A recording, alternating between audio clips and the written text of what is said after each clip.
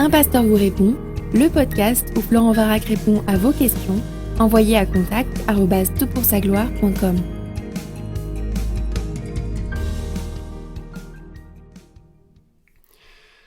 La question est posée. Bonjour Florent, merci pour tes podcasts. J'ai écouté ta position sur le dispensationalisme et sur la notion d'enlèvement.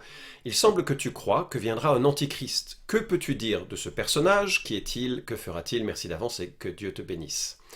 Merci pour la question. Elle nous renvoie à la fois à des données bibliques et puis des données un petit peu spéculatives. Données bibliques qui doivent aussi être interprétées. Certains ont un système d'interprétation plus attaché au sens immédiat du texte. D'autres font plus une lecture, je dirais, synthétique de l'ensemble du texte. Et donc ne verront pas forcément dans des personnages annoncés dans l'Apocalypse de véritables personnages, mais des forces un petit peu générales qui peuvent s'appliquer à bien des situations dans l'histoire. Deuxièmement, il y a des systèmes théologiques qui tendent à préférer une lecture, une manière de voir les choses. Je ne vais pas trop rentrer dans ces points-là.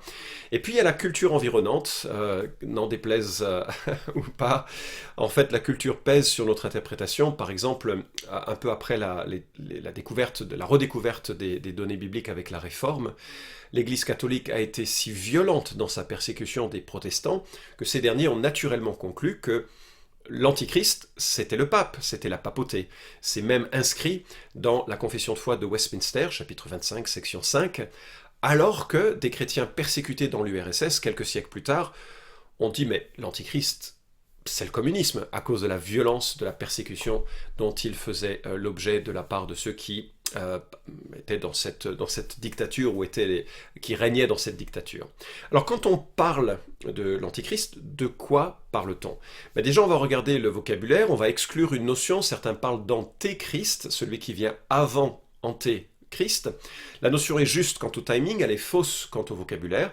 Dans la Bible, il s'agit bien de antichrist, mais la préposition grecque ne signifie pas forcément contre, mais plutôt au lieu de. Donc c'est quelqu'un qui vient au lieu de Christ. Il se présente en sauveur, il va usurper ou cherche à usurper sa place. Alors quand on cherche à discerner ce que ce texte ou ce mot et ce concept signifient, eh bien, il faut distinguer les antichrists au pluriel de l'antichrist au singulier. Alors, premièrement, les antichrists au pluriel, c'est quoi? Eh bien, déjà, des gens qui existaient du temps de l'apôtre Jean, puisque nous lisons en 1 Jean chapitre 2, verset 18, donc là, on est à la fin de la période apostolique, à la fin du 1er siècle. L'apôtre Jean est probablement le dernier apôtre vivant de son temps, et il écrit « Petits, aux jeunes enfants, c'est l'heure dernière. Comme vous avez entendu qu'un antichrist venait, voici qu'il y a maintenant plusieurs antichrists. Par là, nous reconnaissons que c'est l'heure dernière. » Et en fait, tout au long de son épître, Jean met en garde les chrétiens de ne pas tomber dans le piège de ces antichrists. 1 Jean 2, 22, qui est le menteur, sinon celui qui nie que Jésus est le Christ. Celui-là est l'antichrist, qui nie le Père et le Fils. 1 Jean 4, 3, et tout esprit qui ne confesse pas Jésus n'est pas de Dieu, c'est celui de l'Antichrist, dont vous avez appris qu'il vient et qui est maintenant déjà dans le monde. 2 Jean 1,7, car dans le monde sont entrés plusieurs séducteurs qui ne confessent pas Jésus-Christ venu dans la chair. Voilà le séducteur et l'Antichrist.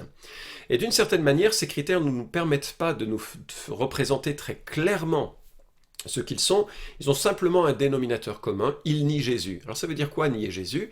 Eh bien, ça nie ses qualités essentielles. Et ça peut prendre plusieurs formes au cours de l'histoire. Certains ont nié qu'il était apparu en chair, certains ont nié qu'il était Dieu venu en chair, certains ont nié sa messianité. C'est à partir du moment où on prend de quoi découper les qualités divines, seigneurales de Jésus, sa messianité, etc., sa souveraineté, enfin tout ce qui fait qu'il est l'être unique qui existait de toute éternité, eh bien on est un antichrist.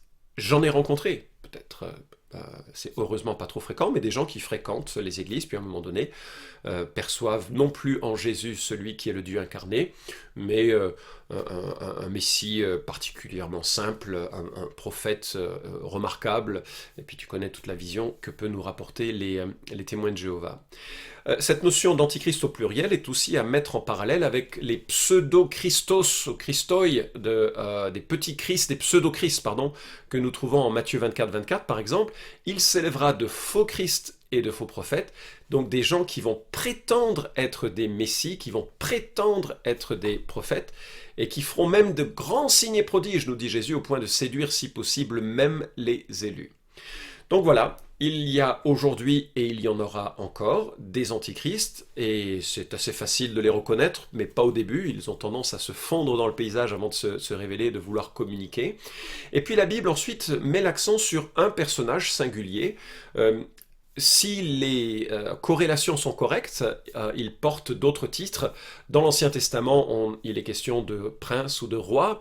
Dans le Nouveau Testament, il est question de l'impie, l'apostrophe, impie, l'homme de l'impiété, l'homme de la non-loi, de Thessaloniciens 2, et puis également de la bête en Apocalypse chapitre 13. Donc c'est ce que je voudrais maintenant identifier, et je dois dire que l'identification d'un être maléfique particulier de la fin des temps n'est pas le propre des croyants prémillénaristes dont je fais partie. Je te renvoie au podcast sur ces questions. Les amillénaristes, certains d'entre eux, pas tous, considèrent également que viendra un personnage un peu unique de l'histoire. Henri Blocher, théologien remarquable, conservateur et amillénariste, donc on n'est pas dans le même camp, mais j'ai tellement d'appréciation pour ce qu'il est, peut-être que c'est moi qui ai tort, et même si je garde mes convictions, voici ce que je lis dans son excellent ouvrage qui s'intitule « L'espérance chrétienne ». Dans le discours de Jésus, il n'est question que de faux Christ au pluriel et de faux prophètes. Mais dans la seconde épître de Paul aux Thessaloniciens, au chapitre 2, l'apôtre annonce qu'avant le retour du Seigneur doit se produire l'apostasie et doit surgir l'homme sans foi ni loi, l'homme de l'iniquité, de l'illégalité. Verset 3, le mot grec qui se décalque en français sous la forme anomie signifie le rejet insolent de la loi. Fin de citation. Quelques pages plus loin, il enchaîne. La plupart des commentateurs évangéliques assimilent l'antichrist de la première épître de Jean et l'homme de l'illégalité de la seconde épître aux Thessaloniciens à la bête dont parle l'Apocalypse à partir du chapitre 13. Cette bête monte de la mer et récapitule les traits des 4 bêtes païennes du chapitre 7 de Daniel. Manifestement, cette bête singe le Christ par plusieurs traits. Le nom d'antichrist n'est pas employé dans l'Apocalypse, mais les traits qui caractérise la bête qui monte de la mer, symbole des nations rebelles, en particulier sa plaie mortelle et sa quasi-résurrection au chapitre 13, permettent de lui conférer ce titre. Fin de citation. C'est remarquable parce que c'est très proche de ce que je voudrais évoquer. Alors c'est pas pour ça que c'est remarquable, mais c'est parce que y a des points, je trouve, assez intéressants de corrélation avec deux personnes qui n'ont manifestement pas le même schéma sur la fin des temps. Mais tu remarques qu'il suggère qu'il y aura dans les temps futurs un homme de la non-loi, un homme du rejet de la loi, un homme de force, si on prend aussi d'autres passages, et cet homme-là, il va mimer le sacrifice de Christ, pour se prétendre être le Christ. Alors, est-ce qu'on peut aller un petit peu plus loin? Alors là, je quitte définitivement la position de Henri Blocher, donc ce que je dis ne l'engage en aucun cas, mais je pense qu'il y a un cluster de 3 textes qu'il faut comprendre ensemble et qui permettent de faire émerger le qui, le quand et le quoi. Matthieu 24,15, par exemple, nous dit quand et quoi. Dans ce discours, le 5e que nous rapporte l'évangile de Matthieu, 5e et dernier, dédié entièrement à la fin des temps, Jésus nous dit « Lorsque vous verrez l'abomination de la désolation dont a parlé le prophète Daniel, établie dans le lieu saint, que le lecteur fasse attention. » Fin de Matthieu 24,15. Alors, Jésus fait un parallèle, et à mon sens, ça ne s'est jamais accompli, ça ne s'est pas accompli cette partie du discours avec la destruction de Jérusalem, mais il fait un parallèle avec ce qui s'est passé et ce qui est annoncé par le prophète Daniel. Qu'est-ce que l'on peut tirer de cela? Eh bien, Daniel annonce la désacralisation du temple de Jérusalem. Ça avait déjà eu lieu avec Nebuchadnezzar quelque part, mais ça allait prendre des proportions absolument inégalées, et ça aura lieu des siècles plus tard, après la prophétie de Daniel, avec l'un des héritiers d'Alexandre le Grand, sous les traits d'un roi qui s'appelle Antiochos, parfois on dit Antioche IV Épiphane, et il sera flanqué de Ménélos ou Ménélas, je sais il y a plusieurs manières de prononcer son nom, est un juif qui va devenir en quelque sorte le prophète de ce roi. Et lui va ériger au sein du temple de Jérusalem, c'est vraiment le scandale par excellence, une effigie de Zeus, et il va ordonner la consommation de porc, il va interdire la circoncision. L'objectif était d'helléniser, c'est-à-dire de rendre la culture et la croyance grecque universelle au sein du judaïsme. C'est ce qui va susciter un tollé et la rébellion dont les Maccabées parlent, Flavius Joseph également va parler, et ça devient en quelque sorte le motif d'un événement futur. Donc souviens-toi, un roi qui impose une culture contre la culture de Dieu, et un faux prophète, manifestement, qui va détourner l'attention du Dieu du temple, le Dieu des Juifs, le Dieu judéo-chrétien, pour l'orienter sur une divinité païenne. Et Jésus semble lier cela à un événement futur. Donc il me semble que ce qui va se passer dans les temps futurs, c'est que un roi va rentrer dans un temple et il va désacraliser de la même manière et réaliser ce que la Bible décrit comme une abomination, l'abomination de la désolation, similaire en quelque sorte à ce qui a eu lieu, mais comme si ce qui a eu lieu avec Antioche IV Épiphane était un peu comme un apéro de l'horreur qui est à venir. Alors effectivement, je crois à la reconstruction future d'un temple. Ce sera un temple païen, c'est-à-dire que ce n'est pas un temple à la gloire de Christ, puisque les Juifs aujourd'hui malheureusement ne croient pas en Jésus leur Messie, ils croiront probablement à un faux Messie au début qui va leur donner le temple, tout le monde va se réjouir, et il va y avoir quelque chose dans ce temple qui aura lieu, qui est de l'ordre d'une abomination de la désolation. Le deuxième texte de cluster qui nous renseigne sur ce que fera l'Antichrist, c'est donné en 2 Thessaloniciens, chapitre 2, versets 3 à 6, et je dirais aussi le verset 9. Il faut qu'auparavant, l'apostasie soit arrivée et que se révèle l'homme impie, le fils de perdition, l'adversaire qui s'élève au-dessus de tout ce qu'on appelle Dieu ou qu'on adore et qui va jusqu'à s'asseoir dans le temple de Dieu et se faire passer lui-même pour Dieu. Ne vous souvenez-vous pas que je vous disais cela lorsque j'étais encore auprès de vous? Et maintenant vous savez bien ce qui le retient pour qu'il ne se révèle qu'en son temps. Verset 9, l'avènement de l'impie se produira par la puissance de Satan avec toutes sortes de miracles, de signes et de prodiges. Donc ce que l'on perçoit dans cette annonce, c'est que le mal va aller grandissant et qu'à un moment donné, il va y avoir un homme assez puissant, mais l'homme qui va incarner ce mal quelque part, qui va le favoriser, l'encourager, qui va être exactement le dictateur le plus ignoble que l'on puisse imaginer, et lui il va rentrer dans le temple. C'est pour ça que je crois que le temple sera reconstruit, et il va se proclamer lui-même Dieu. Alors, je ne sais pas comment ça peut se produire, ça. Je veux dire, imaginez M. Macron, M. Trump, je ne sais pas, peu importe, je ne fais pas de politique ici, mais un président actuel qui rentre dans le temple et qui se proclame Dieu, ça ferait rire, c'est tout, ça ferait rire. Enfin, bref. Mais le verbe, quand dit qu'il se révélerait comme Dieu, apodeknumi, a le sens de démonstration. C'est comme s'il allait démontrer, il allait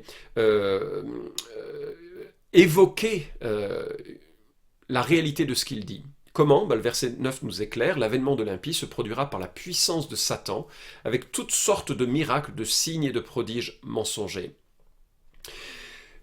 Alors, qu'est-ce qu'on peut dire de plus? On sait qu'il y a une abomination future qui aura lieu dans le temple, on sait qui va la faire, c'est l'Antichrist, il va rentrer dans le temple et démontrer qu'il est Dieu, enfin en tout cas montrer, révéler, dévoiler qu'il est Dieu, apprendre bien sûr de façon, c'est ce qu'il dit, et ce ne sera pas la réalité, mais il va séduire beaucoup de monde, et comment il va séduire? Mais il va y avoir des prodiges mensongers. Et si le troisième texte se rapporte aux mêmes événements, celui d'Apocalypse 13, alors peut-être que nous avons quelque chose d'assez effrayant qui nous est proposé. Et Apocalypse 13 nous dit la chose suivante, verset 3, « Je vis l'une de ces têtes comme frappée à mort », les têtes qui incarnent tous les royaumes précédents qui ont eu à gérer ou à faire avec Israël, mais sa blessure mortelle fut guérie. Remplie d'admiration, la terre entière suivit la bête. Ils se prosternèrent devant le dragon, donc le diable. Parce qu'il avait donné le pouvoir à la bête, ils se prosternèrent devant la bête en disant « Qui est semblable à la bête et qui peut la combattre ?» Il lui fut donné une gueule qui proférait des paroles arrogantes et des blasphèmes. Et tous les habitants de la terre se prosterneront devant elle, ceux dont le nom n'a pas été inscrit sur le livre de la vie de l'agneau immolé dès les fondations du monde. Qu'est-ce que ce passage nous dit? Il semble que il est mort et il est guéri. Le monde l'admire et la plupart des commentateurs voient en cela une forme de mimique de Christ et de son sacrifice expiatoire. Et le texte nous parle d'une seconde bête, en Apocalypse 13, dont je lis les exploits tragiques au verset 11. « Je vis monter de la terre une autre bête, elle avait 2 cornes, semblables à celles d'un agneau, et elle parlait comme un dragon. Elle exerce tout le pouvoir de la première bête en sa présence. Elle fait que la terre et ses habitants se prosternent devant la première bête, dont la blessure mortelle a été guérie. Elle opère de grands signes jusqu'à faire descendre du feu du ciel sur la terre à la vue des hommes. Elle séduit les habitants de la terre par les signes qui lui fut donné d'opérer devant la bête, en disant aux habitants de la terre de se faire une image de la bête qui a été blessée par l'épée et qui a survécu. Il lui fut donné d'animer l'image de la bête, afin que l'image de la bête parle et fasse mettre à mort tous ceux qui ne se prosterneraient pas devant l'image de la bête. » Fin de citation. Je ne sais pas si tu vois ce que ça peut représenter, mais on a le même duo ici que nous avions chez Daniel. C'est-à-dire qu'on a un homme fort et un homme prophétique. Et cet homme fort, il semble mourir et il semble ressusciter. Et cet homme prophétique, il semble pointer du doigt cette réalité comme en forçant les gens à croire. Alors je me demande, et ça c'est très spéculatif ce que je vais dire, même si tu as déjà vu tu as déjà entendu dans ce podcast certains échos de ce que je suggère ici, mais voilà ce que je peux m'imaginer sur cette réalité annoncée.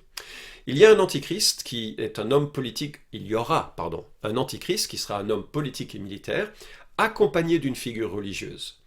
Tous deux, après une période un peu euphorique où les gens pourront dire d'eux « Ah, paix et sécurité », ce sont des gens qui apparemment réussissent à mettre la paix sur terre, ou la paix sur le monde d'Israël, ce qui sera déjà assez extraordinaire. Donc ils font un certain nombre de miracles, et tout le monde est admiratif, parce que les miracles, des vrais, il y en a beaucoup des faux, mais là, ça semblera des signes tellement exceptionnels que tout le monde va dire « Waouh, c'est vraiment quelque chose ». On observe aussi qu'il y a une forme de trinité diabolique. On a un dragon qui est le diable, on a un homme politique et puis on a un prophète, un peu comme le Père, Fils et Saint-Esprit. Et vraiment, c'est quelque chose qui est là. Troisièmement, l'Antichrist entre dans le temple et il pourrait dire quelque chose du style, écoutez, l'autre Messie, Jésus, c'est le faux Messie, il est mort à l'extérieur du temple. Moi, je vais mourir et le sacrificateur, le faux prophète, la figure religieuse, va me mettre à mort, je vais être passé par l'épée, à l'intérieur même du temple, je vais verser mon sang pour vous, et ce sera en direct quelque part, il va mourir et il va être ranimé faussement, bizarrement, je ne sais pas exactement comme ça aura lieu, et puis tout le monde dira, mais voilà quelqu'un qui est le vrai Christ. Ce sera l'Antichrist, le substitut du Christ, le faux Christ, qui prétendra être le Rédempteur du monde. Je crois que c'est quelque part l'orientation globale, même si là je viens d'imager de façon concrète ce qui pourrait avoir lieu, il ne faut pas voir le détail des choses, mais plutôt l'idée c'est qu'il y a quelqu'un qui va se présenter comme le véritable Messie, et que toute adoration précédente envers Jésus était une fausse adoration, quelque chose d'erroné. Donc ne gardez pas les détails, mais il me semble que ce sera là la folie absolument terrible qui attend le monde lorsque le monde sera livré à son incroyance et que l'homme dans sa plénitude humaine, 666, le chiffre de l'humanité, à jamais inférieur à 777, malgré tout ce que les gens pourraient vouloir souhaiter être. Est-ce que ça te semble un peu étrange ? Bien sûr, c'est super étrange. Moi, je te renvoie à un article que j'ai écrit qui s'intitule « La folie spirituelle de l'antisémitisme ». Si tu googles mon nom avec ce titre, « La folie spirituelle de l'antisémitisme », tu retrouveras l'article que j'ai écrit avec une citation hallucinante concernant Himmler. Hitler avait chargé Himmler de rédiger la Bible du Troisième Reich, la Bible du peuple allemand, dont Hitler était le Messie. Alors, Himmler, qui n'était pas du tout un croyant quelconque, était là comme une forme de faux prophète aux côtés d'un dictateur, ce qui était une terrible aventure qui a échoué, sera vraisemblablement une aventure qui réussira avec des figures de ce type-là multipliées par 10. En tout cas, ça me rappelle ce que Jésus dit en Jean 5, 43. « Je suis venu au nom de mon Père, et vous ne me recevez pas. Si un autre vient en son propre nom, vous le recevrez. » Fin de citation.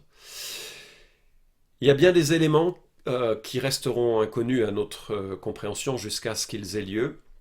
Mais je crois qu'il faut savoir et anticiper que le monde va chercher d'autres messies que Jésus et que ces autres messies auront des arguments convaincants, y compris des signes, des prodiges, des miracles, et qu'il faut être super prudent par rapport à ça.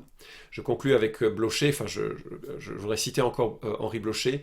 Il est donc difficile de conclure, faut-il imaginer un chef d'État, un dictateur qui réussira à entraîner le monde entier derrière lui, ou faut-il penser à un guide spirituel mondialement révéré ? Rien n'empêche qu'il soit à la fois un super empereur mondial et un leader spirituel, entraînant à sa suite tous ceux qui voudront trouver le sens de leur vie et qui croiront découvrir le mystère dernier des choses. Fin de citation. Alors peut-être que tu te dis « Ah, j'ai le temps de voir alors si c'est annoncé en ces termes ». Non, pas du tout, il est question d'une puissance d'égarement en 2 Thessaloniciens chapitre 2. L'encouragement que je puisse te donner, c'est de chercher un refuge dans la personne et l'amour de Jésus-Christ qui est mort pour tes péchés pour de vrai, qui offre une justification, c'est-à-dire une rédemption. Il offre de couvrir ton péché une fois pour toutes et à jamais par le sacrifice de son sang. Il est celui qui est capable de te donner une vie nouvelle, la Bible parle de nouvelle naissance, un nouveau cœur, et surtout de te préparer une place pour que à jamais tu sois avec ton Créateur, délivré du mal et de toute faute. C'est maintenant le moment d'y réfléchir très sérieusement. Le temps vient, c'est quand ? C'est demain. Non, c'est aujourd'hui. La Bible dit toujours que le retour de Christ, c'est aujourd'hui. Ça peut être demain, dans 100 ans, dans 1000 ans, personne ne sait, mais le jour où ça va commencer, ça va être éclair, ça va être puissant et ça va être troublant. Et ce sera très difficile à ce moment-là de rechercher Christ de façon personnelle. La croissance de l'inimitié aura atteint son comble et ce sera une période assez troublée. J'espère que tu as trouvé en la personne de Christ un refuge suffisant et éternel. Vous pouvez suivre cette chronique hebdomadaire Un pasteur vous répond sur SoundCloud, iTunes et Stitcher. Retrouvez les questions déjà traitées sur toutpoursagloire.com.